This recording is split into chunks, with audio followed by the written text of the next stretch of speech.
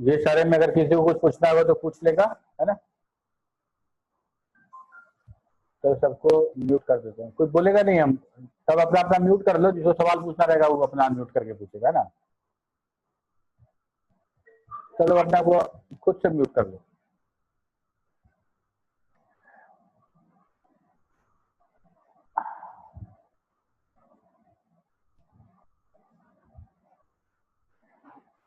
देखो हम लोग वीक एंटिटी सेट और स्ट्रॉन्ग एंटिटी सेट के बारे में बात कर रहे थे, ठीक।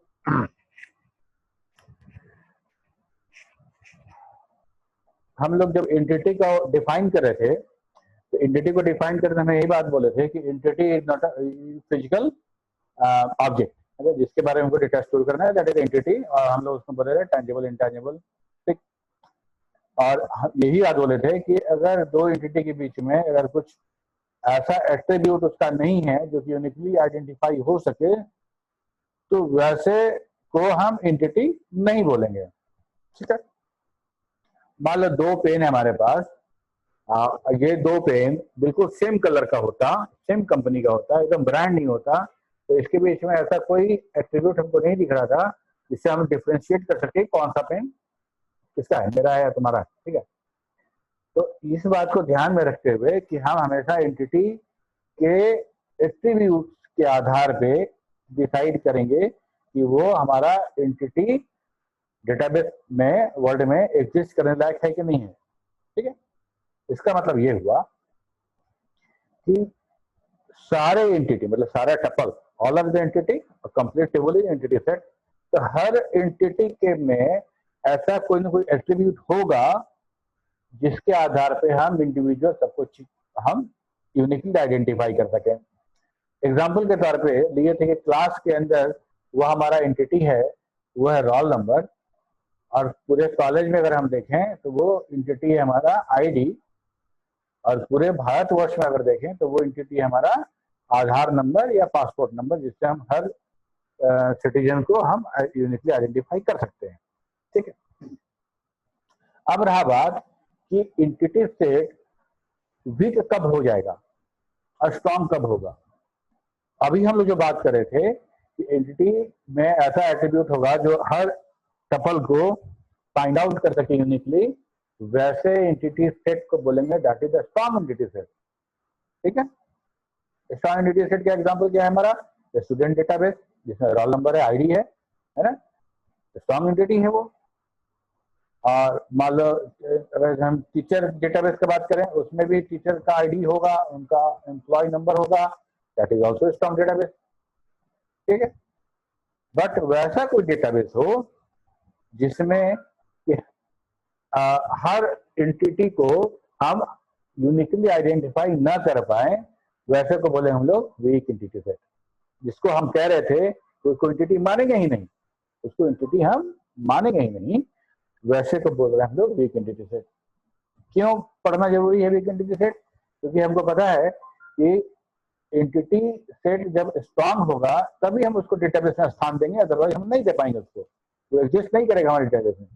लेकिन फिर भी जब हम ईआर डायग्राम बना रहे होंगे उस समय हमारे पास कुछ एंटिटी ऐसा हो सकता है कि आए, है ना, कि जिसमें हम यूनिकली आइडेंटिफाई ना कर पा रहे हो, ठीक है। जैसे पेन वाला केस में अगर पेन का एक टेबल बनाया है, उसमें सब सारा पेन लिखी है, और सर पेन नंबर 1 2 3 4 5 6 लिखा हुआ है, और हम कह रहे हैं कि कौन सा पेन किसका है नहीं पता चल रहा है, तो हम क्या करेंगे कि दूसरा टेबल में मान लो कि सारा का सारा पेन जो है स्टूडेंट का है, ठीक है, तो हम क्या बोलेंगे कि भाई हर पेन के साथ स्टूडेंट का नाम हम लिंक करते हैं, और चूंकि स्टूडेंट एंटिटी सेट स्ट्रॉन्ग है ही है, सबका रोल नंबर है, आईडी है, तो हम उस वीक एंटिटी सेट को स्ट्रॉन्ग एंटिटी सेट में कन्वर्ट करना पड़ेगा, तभी हम उसको डेटाबेस में एग्जिस्ट करा पाएंगे, ठीक है।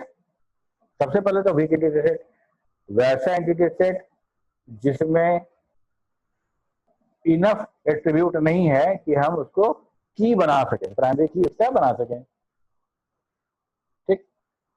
एक तरफ तो हम वीक एंटिटी सेट बोल दिए, और चूंकि वीक एंटिटी सेट हमारे सिस्टम में एग्जिस्ट नहीं कर सकता है by the rule, by the definition of entity set, तो हमको उसको सिस्टम में बना रहने के लिए हमको उसको स्ट्रॉन्ग एंटिटी सेट में परिवर्तित करना पड़ेगा, कन्वर्ट करना पड़ेगा, चेंज करना पड़ेगा, वो करेंगे कैसे? वो करेंगे हम दूसरे स्ट्रॉन्ग एंटिटी सेट के साथ जो एसोसिएट है एक रिलेशन के थ्रू, उस स्ट्रॉन्ग एंटिटी सेट को, जिसको हम लोग आइडेंटिफाइंग एंटिटी सेट कह रहे हैं, उसके प्राइमरी की के साथ ऐड करके। ठीक है नीतीश, समझ में आ रहा है? Yes sir. हाँ, तो इसी चीज को हम आगे और देखेंगे फिगर में। एक्सप्लेन कर दीजिएगा सर। हाँ, एक बार और एक्सप्लेन कर दीजिएगा सर। हाँ कर रहे हैं। वीक एंटिटी सेट, अच्छा एक एक मान लो तुम किताब लेते हो लाइब्रेरी से और रिटर्न करने जाते हो, ठीक है, तो हम तुम्हारा आईडी देखते हैं और हम रजिस्टर में लिख लेते हैं कि भाई आईडी इतना, आईडी का ये किताब फला डेट में इशू की है, ठीक है, आईडी लिख दिए। तो उस रजिस्टर में जितना किताब होगा, जितना एंट्री होगा, उस सारे एंट्री को हम आइडेंटिफाई कर सकते हैं किस बेसिस पे कि भाई सबका आईडी है, ठीक है। मान लो तुम 2 किताब इशू कराए, तुम 2 किताब इशू करा लिए, तो क्या हो गया कि तुम्हारा आईडी 2 बार आया, डेट आज का है, आज डेट भी 2 बार आया, किताब अलग अलग आया, ठीक है। तो आईडी से किसी एक टपल को हम यूनिकली आइडेंटिफाई कर पा रहे हैं? नहीं कर पा रहे हैं, क्योंकि सेम आईडी का 2 रिकॉर्ड है और सेम डेट का भी है, ठीक है। तो वैसे टेबल को हम लोग बोलेंगे कि that is a weak entity set, ठीक है। मान लो उसमें तुम्हारा आईडी भी ना रखे, हम सिर्फ आज हमारे लाइब्रेरी में कौन कौन सा किताब रिटर्न होके आया उसको हम देख रहे हैं, ठीक है। उसको हम देख रहे हैं, तो हम क्या देखेंगे कि भाई पहला किताब ये आया, दूसरा किताब ये आया, तीसरा किताब, सबका डेट भी है और सबका एक एंट्री नंबर डाल दिया 1 2 3 4 5 6 7 8 9 10, ठीक है। अब उस डेटाबेस में, रिटर्न वाले डेटाबेस में या बोलो रजिस्टर में, समझो 1 2 3 4 लिखा हुआ है, आज ये किताब रिटर्न आया, ये आया, ये सब लिखा हुआ है। तो हम इस डेटाबेस में रिकॉर्ड नंबर 1 को सीरियल नंबर 1 से आइडेंटिफाई कर सकते हैं, क्योंकि सीरियल नंबर मेरा इंक्रीजिंग ऑर्डर में है और सब रिकॉर्ड के लिए अलग अलग है। हम सब रिकॉर्ड को यूनिकली आइडेंटिफाई कर सकते हैं, सिंपल। बट रिकॉर्ड नंबर 1 और रिकॉर्ड नंबर 2 एक ही आईडी का था, या रिकॉर्ड नंबर 1 और रिकॉर्ड नंबर 5 एक ही आईडी का था, तो हम कैसे फाइंड आउट करेंगे कि किस रोल नंबर का कौन सा बुक है? ठीक है, कहने का मतलब ये हुआ कि जो बुक रिटर्न मेरा आ रहा है वो सिर्फ बुक रिटर्न नहीं ना है, वो पूरा का पूरा इंफॉर्मेशन है कि ये आईडी का ये लड़का ये बुक रिटर्न किया, ये पूरा इंफॉर्मेशन नहीं है हमारे पास, ठीक। तो हम लोग वो इंफॉर्मेशन दोबारा नहीं रखेंगे, क्योंकि हम लोग बात किए थे डेटा रेप्लिकेशन का, और जो फालतू का डेटा जो हम स्टोर कर लेते हैं और डेटा रिडंडेंसी हमारा बढ़ जाता है, इसलिए तो हम क्या करते हैं वैसे केस में कि आईडी, नेम वगैरह वगैरह तो मेरा स्टूडेंट डेटाबेस में है ही है, ठीक है। तो उस चीज को यहाँ न लाके हम क्या करते हैं कि हम सबसे पहले एक डेटाबेस बनाते हैं और उस डेटाबेस में ये देखते हैं कि हमको क्या चाहिए, हमको सीरियल नंबर है और बुक है, ये है, ऐसा है। बाद में हम रियलाइज करते हैं कि अरे हम डेटाबेस तो बना दिए, लेकिन ये तो मेरा वीक बन गया, इसमें हम डेटा पूरा का पूरा रिलेट नहीं कर पा रहे हैं, ठीक है। तो बाद में हम आईडी को इसमें डालेंगे एज ए फॉरेन की, इसके बारे में हम बाद में डिस्कस करेंगे। पहले हम लोग प्रॉब्लम समझे क्या हो रहा है, सोल्यूशन उसके बाद, है ना। प्रॉब्लम ये हो रहा है कि हम इस वीक एंटिटी सेट में जो डेटा स्टोर कर रहे हैं वो डेटा किस टेबल का किसके लिए है ये नहीं पता हमको, ठीक है। तो बाय डेफिनेशन क्या है कि for a weak entity set to be meaning enough to exist in the system, मतलब सिस्टम एग्जिस्ट करे, इतना मीनिंगफुल हो वो, it must be associated with another entity set called identifying entity set or owner entity set, ठीक है। The relationship between weak entity set and identifying entity set, which is called identifying relationship or weak relationship, is also shown by the double diamond, क्योंकि हम week entity set को double rectangle से दिखा रहे हैं और वीक एंटिटी सेट हमारा ये है, तो वीक एंटिटी सेट कभी भी स्ट्रॉन्ग रिलेशन नहीं बना सकता है, ठीक है, स्ट्रांग रिलेशन नहीं बना सकता है, हमेशा वो वीक रिलेशन ही बनाएगा। ठीक है, इसका एग्जांपल ये देख लो, ये हमारा लोन था, लोन नंबर है L1 L2 L3, मेरा अकाउंट नंबर समझ लो इसको। ये प्राइमरी की है, प्राइमरी की है मतलब हम इस की से हम यूनिकली आइडेंटिफाई कर सकते हैं हर लोनी को, जो जिन्होंने लोन लिया है सारे रिकॉर्ड को हम यूनिकली आइडेंटिफाई कर सकते हैं, क्योंकि ये रिपीट भी नहीं होगा और एक किसी का खाली भी नहीं होगा। अब ये लोन अमाउंट हमको पेमेंट करने गया, तो हम यहाँ इस डेटाबेस में हम L1 अजय या ये डिटेल ना लिख के हम लोग सिर्फ काम का चीज लिख रहे हैं। क्या आ रहा है मेरे पास? मेरे पास आ रहा है डेट और पैसा, डेट और पैसा, डेट और पैसा, है ना, डेट और पैसा। और सारे रिकॉर्ड में एक सीरियल नंबर रख लिए 1 2 3 4 5। आज टोटल कितना आया, कल कितना आया, सब सारा का सारा सीरियल नंबर में है हमारा। ये जो हमारा जो सीरियल नंबर है, ये तो मेरा यूनिकली आइडेंटिफाई करने के लिए सफिशिएंट है, यूनिकली आइडेंटिफाई करने के लिए इस रिकॉर्ड में सफिशिएंट है। लेकिन हम ये नहीं पता लगा सकते हैं कि कौन सा पैसा किस लोन अकाउंट का आ रहा है, कौन सा पैसा किस लोन अकाउंट का आ रहा है, ये हम पता नहीं लगा पा रहे हैं। ठीक है, तो इसीलिए बोलते हैं कि भाई ऐसा एंटिटी सेट जो कौन सा रिकॉर्ड किस रिकॉर्ड पे डिपेंड कर रहा है, ये हमारे पास इंफॉर्मेशन नहीं दे रहा है, तो हम बोलते हैं वीक एंटिटी सेट। ठीक है, इसको जब हम डेटाबेस बनाएंगे तो इस बात का ध्यान रखेंगे कि भाई ये हमारा वीक एंटिटी सेट है और ये हमारा, इसका प्राइमरी की कैसे बनेगा। ठीक है, उस पर विचार करेंगे हम लोग। इसको प्राइमरी की तो देना पड़ेगा, स्ट्रॉन्ग एंटिटी सेट बनाना पड़ेगा, तभी हमारे डेटाबेस में रहेगा। हम लोग यही तो अभी तक सीखे हैं। एक स्लाइड पीछे चलते हैं और देखते हैं। देखो स्ट्रॉन्ग एंटिटी सेट में क्या है कि सारा का सारा एट्रीब्यूट जो प्राइमरी की बनने के लायक हो, मतलब ऐसा एंटिटी सेट है मेरे पास जिसको हम प्राइमरी की कंसीडर कर सकते हैं, उसको बोलेंगे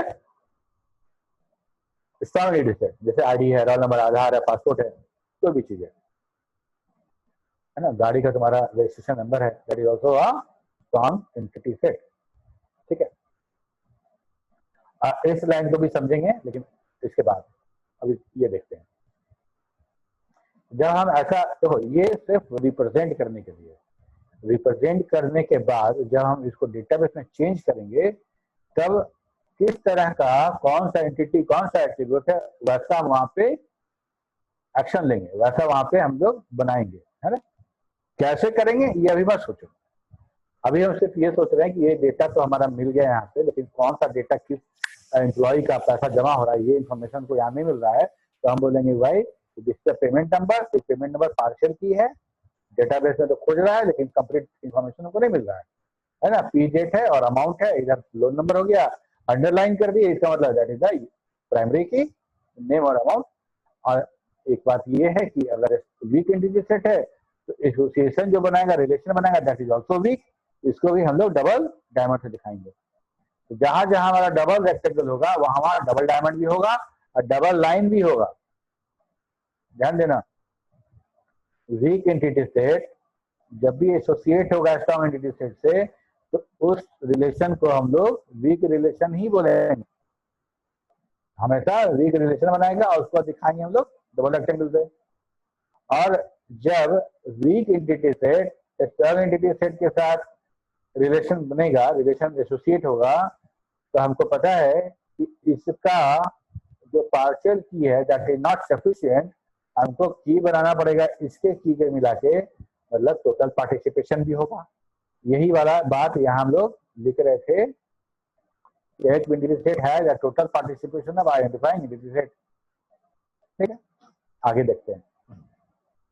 पार्शियल की और प्राइमरी की का यहाँ पे डेफिनेशन है। Attribute of week entity set can be uniquely identify a tuple in week entity set. Week entity set तो कर सकता है but can not get the tuple on which depends on related, जिस पर डिपेंड कर रहा है, जिस पर रिलेटेड है, उसका डेटा नहीं दे रहा है हमको। It is also called discriminator of the week entity set. ठीक है, अब प्राइमरी की क्या होगा, जो कि पूरा का पूरा हमको इंफॉर्मेशन निकाल के देगा, यूनिकली आइडेंटिफाई करके देगा। ठीक है, तो अब हम इस टेबल का जो प्राइमरी की बनाएंगे, वो प्राइमरी की कैसे बनेगा, इसके पार्शियल की को ले लेंगे और इसके प्राइमरी की को ले लेंगे। ठीक है, तो जब इसके प्राइमरी की को ले लेंगे और इसके पार्शियल की को ले लेंगे तब मेरा प्राइमरी की बनेगा। मतलब L1 1 है ना, L2 2।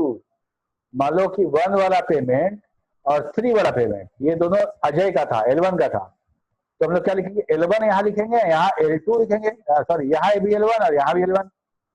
L1 1 और L1 3 ये दोनों मिला के यूनिकली आइडेंटिफाई मेरा रिकॉर्ड हो जाएगा, वो कभी हमारा डुप्लीकेट नहीं होगा, है ना, क्योंकि 1 2 3 मेरा डुप्लीकेट नहीं हो रहा है। L1 L2 होगा डुप्लीकेट, लेकिन दोनों का कॉम्बिनेशन कभी डुप्लीकेट नहीं होगा।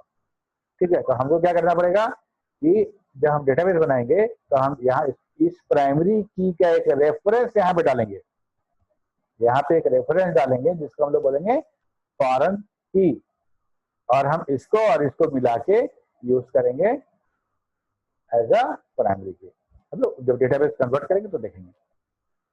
तो क्या, तो प्राइमरी की of payment will be loan number and payment number. ये प्राइमरी की ऑफ द आइडेंटिफाइंग रिलेशनशिप का है और ये मेरा पार्शियल की है। दोनों प्राइमरी की और पार्शियल की मिला देंगे तो मेरा एक प्राइमरी की बन जाएगा पेमेंट वाले का। अच्छा, ये तो बन गया। इसके बाद इंपॉर्टेंट है ये समझना कि टोटल पार्टिसिपेशन और पार्शियल पार्टिसिपेशन। क्योंकि हम ये कह रहे हैं कि विदाउट लोन नंबर, मतलब आइडेंटिफाइंग रिलेशन का प्राइमरी की के बगैर ये हमारा डेटा एग्जिस्ट करने के लायक, ये वाला बिना प्राइमरी की को लिए हुए ये हमारा सिस्टम में एग्जिस्ट करने के लायक नहीं है। That is not suitable to exist in my database system. ठीक है, तो अब बताओ ऐसा कोई रिकॉर्ड होना चाहिए जो किसी न किसी रिकॉर्ड के साथ एसोसिएशन में ना हो। बोलो, क्या संभव है कि हम ये कह रहे हैं कि ये बगैर हमारा इस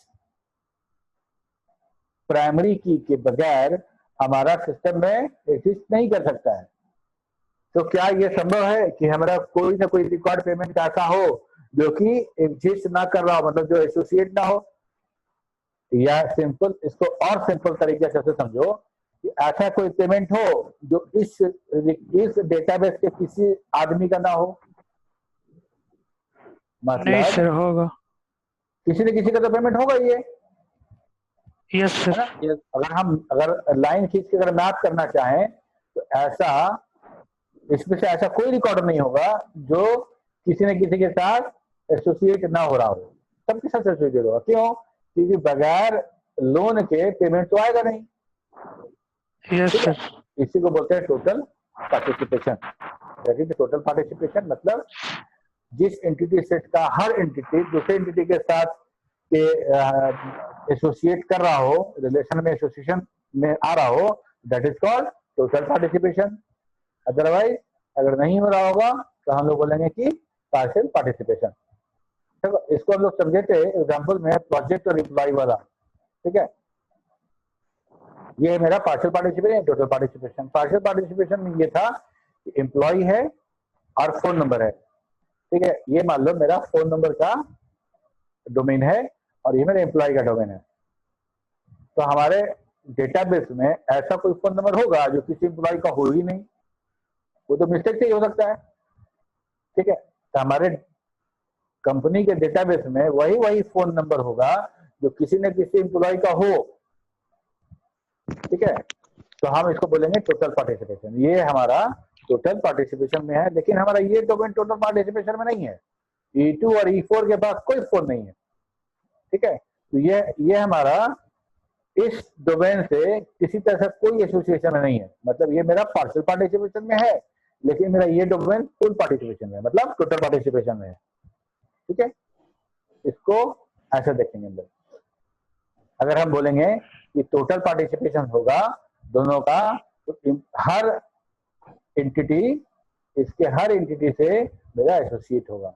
इसमें ये डोमेन भी टोटल पार्टिसिपेशन भी है और ये डोमेन भी टोटल पार्टिसिपेशन भी है। और इसके पहले वाला में ये टोटल पार्टिसिपेशन ही था और ये पार्शियल पार्टिसिपेशन था। क्लियर हो रहा है? Yes sir. अब देखो, एम्प्लॉय और प्रोजेक्ट, ये दो एंटिटी हम लोग दो एंटिटी सेट लेके इसको हम एक बार फिर समझते हैं। एम्प्लॉय एंटिटी सेट है जिसके सारे एंटिटी कौन होंगे, एम्प्लॉय होंगे, है ना। एट्रीब्यूट क्या होगा उसको हम लोग अभी नहीं कर रहे हैं बात, अभी इससे समझेंगे हम लोग। तो टोटल पार्टिसिपेशन क्या होता है। ये प्रोजेक्ट का मेरा एंटिटी है जिसमें सारे प्रोजेक्ट होंगे। तो लेट सपोज कि हमारे पास P1, P2, P3, P4 चार प्रोजेक्ट है, कंपनी को चार प्रोजेक्ट मिला हुआ है जिससे काम चल रहा है, और हमारे पास चार एम्प्लॉय भी हैं। एग्जाम्पल के लिए चार एम्प्लॉय हैं, और हमारे कंपनी का नियम है कि भाई एक एम्प्लॉय जो है मैक्सिमम 2 प्रोजेक्ट पे काम कर सकता है, ठीक है, मैक्सिमम 2 प्रोजेक्ट पे काम कर सकता है। तो बाय उस रूल को अब देखो, E1 को कौन कौन सा प्रोजेक्ट मिला, P1 और P3। E1 एम्प्लॉय जो है P1 और P3 प्रोजेक्ट पे काम कर रहा है, और E2 जो है वो भी P1 पे काम कर रहा है, और E3 P2 और P4 पे काम कर रहा है, और E4 को अभी कोई प्रोजेक्ट अलाउ नहीं हुआ, मतलब कोई इश्यू नहीं हुआ, उनको कोई दिया नहीं गया अभी, ठीक है। तो प्रोजेक्ट अभी और आएगा तो दिया जाएगा। अब यहाँ पे दो एंटिटी है, project and employee. Double line यहाँ दिखा रहा है टोटल पार्टिसिपेशन, मतलब प्रोजेक्ट जो एंटिटी है ये हमारा टोटल पार्टिसिपेशन में है। टोटल पार्टिसिपेशन में देखो, इसमें ऐसा कोई भी एंटिटी नहीं है हमारा जो एसोसिएट ना हो किसी एम्प्लॉय से, ठीक है। अगर मान लो कोई एक, मान लो हम P4 वाला लाइन हम डिलीट कर देते, मिटा देते हैं, इसका मतलब क्या होगा कि हमारे पास प्रोजेक्ट 4 है, P1, P2, P3, अब P4 प्रोजेक्ट है लेकिन कोई एम्प्लॉय काम नहीं कर रहा है, ठीक है। तो ऐसा नहीं होगा, डेटाबेस में ऐसा नहीं होता है कि हमारा जब तक कोई एम्प्लॉय उस पर डिस्ट्रीब्यूट ना किया गया हो, असाइन ना किया गया प्रोजेक्ट पे, तब तक वो प्रोजेक्ट हमारे सिस्टम में एग्जिस्ट नहीं करेगा, ना। जिस समय हमारे डेटाबेस में प्रोजेक्ट आएगा, हम एंट्री करेंगे कि भाई ये प्रोजेक्ट आया हमारे पास, सेम टाइम में हमको जिनको इशू किया गया उन एम्प्लॉय का नाम भी डालना पड़ेगा, ठीक है। तो without any association this will not exist, simple इतना ही है। हर एंटिटी एसोसिएट होगा तो हम बोलेंगे that is the total participation, क्योंकि एम्प्लॉय की तरफ सिंगल लाइन है। इसका मतलब यह है कि employee is not in the total participation, single line है, मतलब ये पार्टिसिपेट कर भी सकता है, नहीं भी कर सकता है। तो यहाँ पे हमारा E4 दिख रहा है कि E4 पार्टिसिपेट नहीं कर रहा है, ठीक है। यहाँ तक क्लियर हो गया हो तो बोलो आगे बढ़े। Yes sir. देखो इसके बाद का हमारा टॉपिक है स्पेशलाइजेशन, जनरलाइजेशन एंड एग्रीगेशन, ठीक है। सबसे पहले ये समझो कि एब्स्ट्रैक्शन क्या होता है। एब्स्ट्रैक्शन हम इसको बोलते हैं कि जो चीज हमारे काम का नहीं है, जो चीज हमारे काम का नहीं है उसके बारे में हम ज्यादा इंफॉर्मेशन गैदर नहीं करते हैं, उसके बारे में ज्यादा इंफॉर्मेशन लोग गैदर नहीं करते हैं, और जो चीज हम जिस पे काम कर रहे हैं उसके बारे में काम करते हैं। जैसे अभी हम लोग टोटल पार्टिसिपेशन और पार्शियल पार्टिसिपेशन देख रहे थे तो उसमें एट्रीब्यूट पे ध्यान नहीं दे रहे थे हम लोग को एट्रीब्यूट से मतलब नहीं था, ठीक है। तो हम किस बारे में काम कर रहे हैं, हमारा कंसंट्रेशन किस काम पे है, उसके अलावा अगर कुछ अनवांटेड डिटेल है तो उसको हम हाइड करते हैं, नहीं दिखाते हैं, ठीक है। फॉर एग्जाम्पल हम लोग याद है, हम लोग देखे थे 3 level of view. 3 level of view में बोले थे कि यहाँ पे जो अपर लेवल जो हमारा व्यू है, जहाँ पे एंड यूजर है, एंड यूजर को इससे मतलब नहीं है कि भाई नीचे क्या प्रोग्राम लिखा हुआ है, डेटाबेस कहाँ स्टोर हो रहा है, कौन सा क्वेरी लिखा जा रहा है, कैसे क्या काम करा जा रहा है, इससे मतलब नहीं है। अगर हम कोई प्रोग्राम यूज करें और हमारे साथ ये कह दिया जाए, मैंडेटरी कर दिया जाए कि आप प्रोग्राम कैसे बनाए जानिएगा, तभी आप ये देख सकते हैं। जैसे मान लो फेसबुक हम जाएं यूज करने के लिए और बोला जाए कि नहीं आपको पूरा फेसबुक का प्रोग्रामिंग समझना पड़ेगा तभी आप यूज कर सकते हैं, तो कितना लोग यूज करेगा। तो एज ए एंड यूजर हमारे लिए वो सारा डिटेल किसी काम का नहीं है, हमको सिर्फ यूज करना है, इसको हम बोलते हैं एब्स्ट्रैक्शन, ठीक है। हम मान लो हम जाते हैं गाड़ी सीखने के लिए मोटर ट्रेनिंग वाले के पास, तो हमारा पूरा ऑटोमोबाइल इंजीनियरिंग तो सिखाएगा नहीं, और हम सीखेंगे भी नहीं। उतना सीखना होगा तो फिर गाड़ी चलाया कि कुछ बाकी है। तो हम जिस चीज के बारे में, अगर मान लो हम ऑटोमोबाइल इंजीनियरिंग सीखने जाएंगे तो उस समय हम ड्राइविंग नहीं सीखेंगे, हम ऑटोमोबाइल इंजीनियरिंग सीखेंगे कि भाई कैसे डेटा कंबशन, ऑयल कंबशन होता है, इंजन कैसे चलता है, पिस्टन कैसे मूव होता है। ठीक? तो उसके बेसिस पे हम लोग समझते हैं कि एब्स्ट्रैक्शन के बेसिस पे कि 3 अलग अलग एब्स्ट्रैक्शन लेवल क्या होता है। ठीक है, तो जनरलाइज मतलब क्या होता है?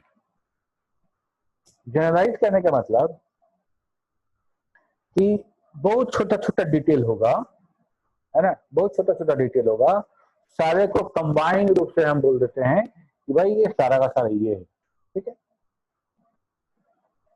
एक छोटा सा एग्जांपल है, रिलेवेंट तो नहीं है लेकिन अब देखो, हम लोग जो फॉर्म भरते हैं उसमें कैटेगरी पूछा जाता है तो हम लोग लिखते हैं जनरल। ठीक है, जनरल, है ना। जनरल कहने का मतलब ये हुआ कि अगर जनरल को और डिग करोगे तो उसमें डिफरेंट डिफरेंट कास्ट आएंगे, लेकिन सारे कास्ट को मिला के बोल दिए जनरल। ठीक है, अगर हम लिखते हैं ओबीसी तो ओबीसी ऑल्सो हैव सब डिफरेंट डिफरेंट कास्ट, बट हम लोग जनरलाइज व्यू में बोल देते हैं कि दैट इज ओबीसी, है ना। कहने का मतलब छोटे छोटे पार्टिकुलर को हम लोग कंबाइन करके एक जनरल व्यू निकालते हैं। ठीक है, जैसे बाइक है, कार है, ठीक है, छोटा कार है, बड़ा कार है, या फिर स्कॉर्पियो टाइप का जो एसयूवी है वो है, ट्रक है, बस है, सब कुछ है। अगर सबको एज ए होल हम अगर बोलना चाहें तो हम क्या बोलेंगे? व्हीकल। कार है। क्या बोलेंगे? व्हीकल। व्हीकल व्हीकल व्हीकल बोलेंगे। व्हीकल क्या हो गया? सारे गाड़ी का एक जनरलाइज व्यू हो गया, दैट इज अ व्हीकल। ठीक है, सारे गाड़ी को की कॉमन प्रॉपर्टी को, कॉमन प्रॉपर्टी क्या हो सकता है सब में, ये सब चलता है ना। तो हम उसको बोलेंगे कि भाई that is a generalize view, तो इसको हम बोलते हैं जनरलाइजेशन। अब देखो, हम ऊपर लेते हैं व्हीकल, उसको नीचे ऐसे करके ट्री जैसा बनाना शुरू करते हैं, तो व्हीकल आएगा, उसके नीचे फिर हम लिखेंगे बिग व्हीकल, स्मॉल व्हीकल लिख सकते हैं। बिग व्हीकल को फिर हम लोग ट्रक और बस में बांट देंगे। स्मॉल व्हीकल को हम फिर बांट सकते हैं कि कैरियर वाला है या फिर कैरियर ट्रांसपोर्ट है या पब्लिक ट्रांसपोर्ट है। ऐसे करके हम और बांटते चले जाएंगे, 4 wheeler, 3 wheeler, 2 wheeler, without oil, without fuel, with fuel, cycle, rickshaw, बहुत आगे तक हम लेके जा सकते हैं। मतलब व्हीकल को और हम स्पेशलाइज और रिफाइन करते चले जाएं तो लास्ट में कहां पहुंचेंगे? एकदम लास्ट में, जहां पे मेरा साइकिल आ जाएगा, जहां पे स्कूटर आ जाएगा, जहां पे कार आ जाएगा। समझ में आ रही बात?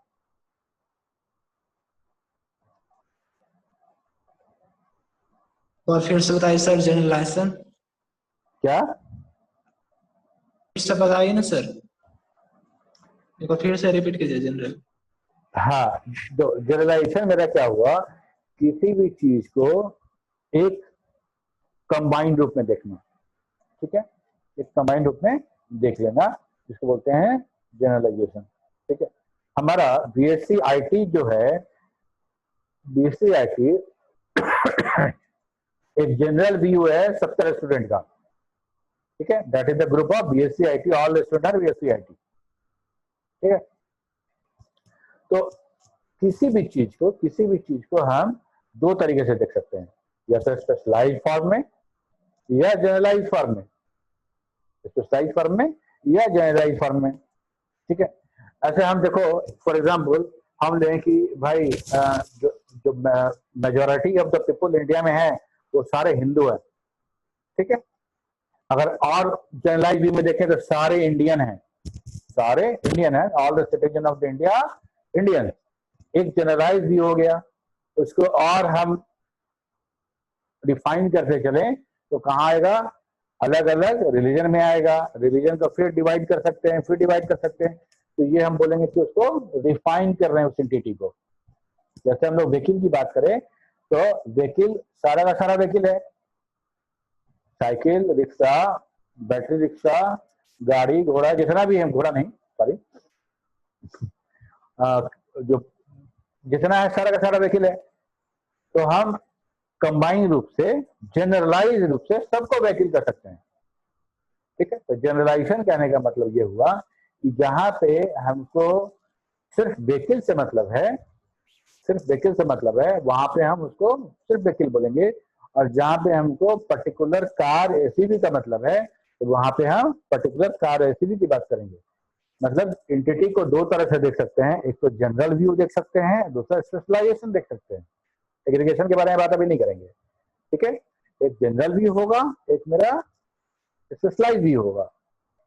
ठीक है, अब जैसे देखो किसी ऑर्गेनाइजेशन में काम करने वाले कौन कौन से लोग होते हैं, कुछ ड्राइवर भी होंगे, गार्ड भी होंगे, है ना, कुछ एम्प्लॉय होंगे तुम्हारे आईटी सेक्टर के, कुछ एम्प्लॉय मार्केटिंग के होंगे, एचआर के होंगे, कुछ बोर्ड ऑफ डायरेक्टर्स होंगे, है ना, सारे होंगे।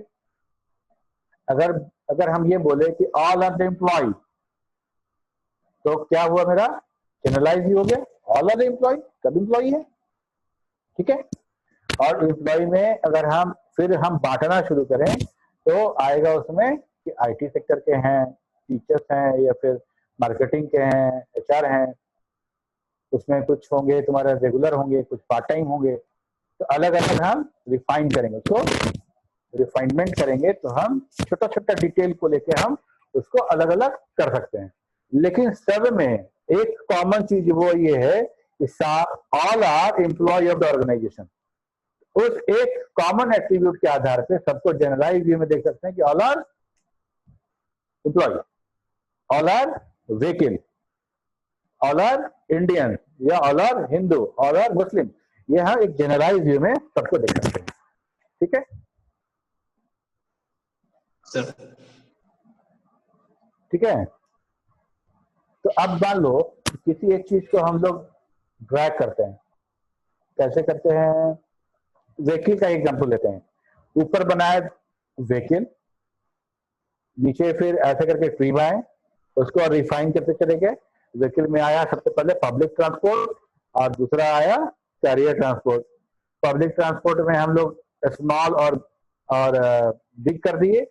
बिग में मेरा बस आ गया, ठीक है, स्मॉल में मेरा आ गया कार, एसीबी आ गया, उसमें टू व्हीलर थ्री व्हीलर भी कर सकते हैं। ऐसे करके हम चलेंगे।